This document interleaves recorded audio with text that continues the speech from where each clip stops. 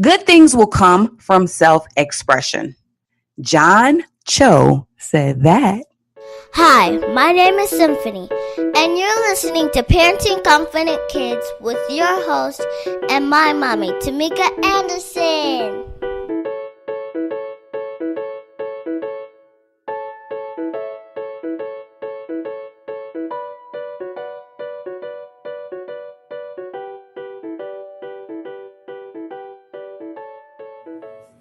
Welcome back to Parenting Confident Kids Podcast, your guide to raising your children to be happy and excel in life. Think of this podcast as a guide to use from time to time whenever you need some encouragement on this path of parenting. Are you ready? Okay, grab the kiddos and let's learn how to parent confident kids. All right, so for this episode, we're going to be discussing crying, and you know. So are you ready? All right. The question of the day is, how do you react to your child crying? Dun, dun, dun. Okay. So how are we today? Hope we're good. I wanted to read this email that I received because I thought it was extremely entertaining. And it talks about the topic that we want to discuss today, which is crying. So a father of two sent me an email, and this is what it says. He says, "Hi, Tamika. I'm Joseph, and I have two kids, ages 2 and 3, girl and boy. My question today is, what's wrong with my 3-year-old? He is insane. Like, he's cool when he's calm, silly, funny, cute, and all that. But when he's turning up, he's really turned up. He has a lot of energy. And that was me when I was little. But sheesh, this little guy, man, is off the wall. Jumping, crashing, beating up his sister. Not too much, though, because I stay on him. And his crying, OMG. It even has its own word in meaning. I call it crying, C-R-I-N-E, cry, I-N-E. That means to cry and whine at the same time with no tears, and screams are at the highest capacity. So let me stop there because I want to share with you about the crying. Me as a parent who absolutely I enjoy quiet time. Crying is one of my least favorite things to hear, okay? So yeah, I said it. I am not a fan of crying. So if you're like any other of my clients, you feel the same way too. One of the easiest ways children manipulate parents is through tears. Let me tell you. So let me give you some tips on how to learn and balance allowing your child to cry, however, using their tears to build confidence while eliminating manipulation tears. Yeah, I call them manipulation tears. And the more we talk about this, you'll hear why I call it manipulation tears. So you know the tears I'm talking about when the child screams to get their way and tries to exhaust you as the parent to eventually giving in to what they want. Yeah, like those are the manipulation tears that I speak of. All right.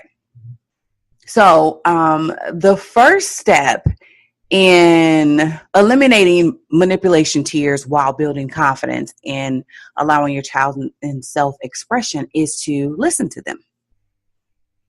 This step 1 is extremely important. I cannot stress this enough, parents. If you want to eliminate the manipulation tears, here's what you do. When they are crying, ask them, why are you crying? That is what you ask. Don't say, stop crying. Do not say that. Don't say, oh, and I shudder to even say this. Don't say shut up. Ask the simple question. little Timmy, why are you crying? Okay? Because when you say stop crying or even shut up or something like that, this doesn't solve the problem. And then it escalates. That's not what we want, right? Parents, yes or yes. We don't want it to escalate. So you want to teach your child how to express themselves in a way that is clear, concise, and confident. So crying, although necessary at times, is not and should not ever be their default setting. So if you want to really start to train your children to help them not to have crying as their default setting, please do this first step of listening to them. Because when you ask them why they are crying, this gently places the responsibility on them to own their tears. I don't care how old they are. If they're at an age where they can actually talk, you ask them, why are you crying? Okay? So you want to listen to them. That's listening to them. The second step is to understand their position. All right? So now you've just asked them, why are you crying, little Bobby? Okay. So now the next step is now you're going to understand what Bobby just said to you. So you ask them why they're crying, but little Bobby says, well, I want my sister's toy and she won't give it to me. Do not, and I repeat, do not take the toy and give it to them. Now, why would I say this? Okay, well, let me tell you why. Because you're perpetuating the stigma that tears get you what you want. And this is not true. This is absolutely not true. Okay? You want the behavior, the unfavorable behavior to stop? Please listen up. You've just asked Bobby. You followed the first step of listening to Bobby and say, hey, Bobby, why are you crying? Bobby says, I want my sister's toy and she won't give it to me. So what do you do now? You want to understand their position. Here's what you do. You want to say to the child, you want to make sure that you are very clear when you say, I understand how that may make you sad. However, sometimes you do not get what you want. This gently places you in the position of understanding them, hearing them. I heard you cry, Bobby. I hear your concern. I understand that that's what you want. However, I must say this. That does not mean that you're going to get it. Okay? So you're understanding the position, and instead of minimizing them, and they won't continue to escalate. So let's just say Bobby still cries, well, I want the toy. What do you mean? You just asked me why I'm crying. I just told you why I'm crying. And now you say, I told you what I want and you're not giving it to me. Leads us to the third point. Validate their response. Okay?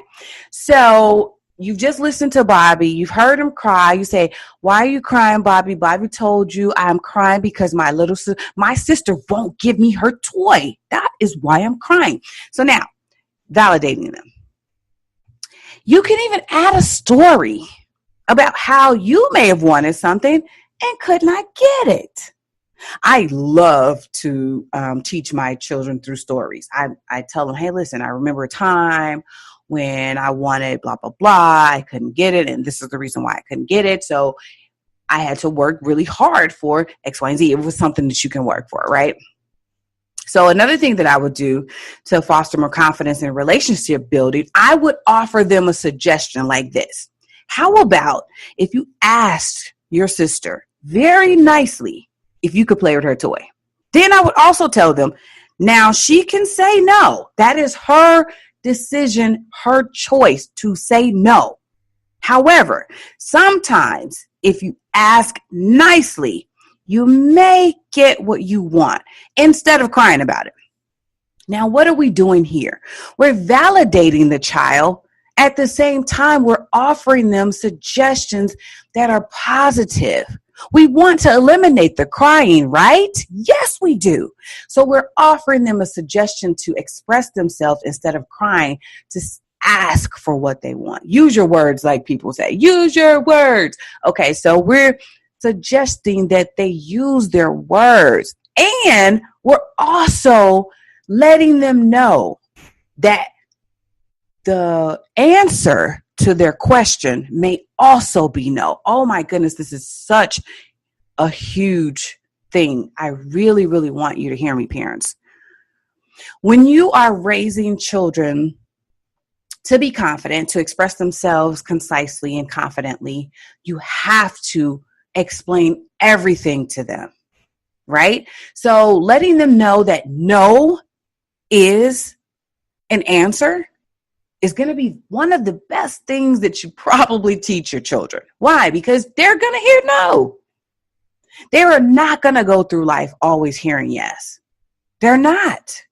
So if you can set them up to learn how to respond to a no, woo, you are going to be ahead of the pack, okay?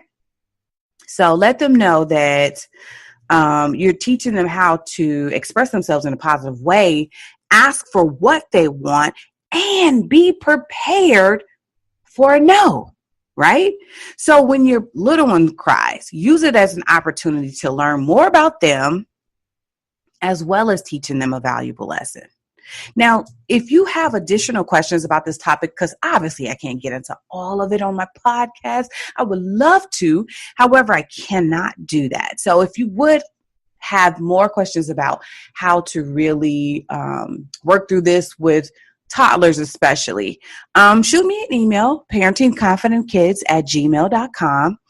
And, I answer all of my emails personally, and just ask whatever question you need to ask. But, teaching them how to express themselves is huge. So let's go over the 3 tips really quick before I have to go. So when your child cries, there are 3 steps you take. Number 1, listen to them.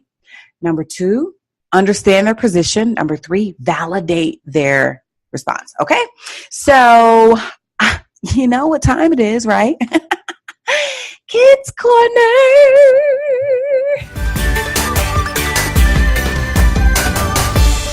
Next interview is Kiara, age 7. All right. Now, the first question is, at what age is a person an adult?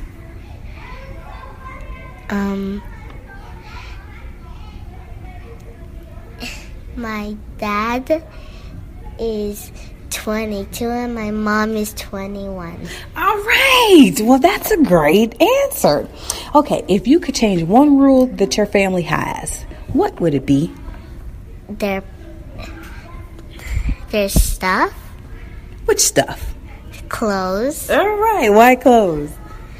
Because sometimes my brother loses it. Okay. Like his clothes. Yes. And one more question that you chose. How would the world be different if animals could talk? If animals would talk, they would talk to other animals. Yes. Okay, well, thank you so much for the interview, Kiara. Thank you. That's all the time for now. Thanks for listening to Parenting Confident Kids, where you learn how to engage your children, empower them, and help them to excel. It would be awesome if you could take a quick moment to leave a review on iTunes.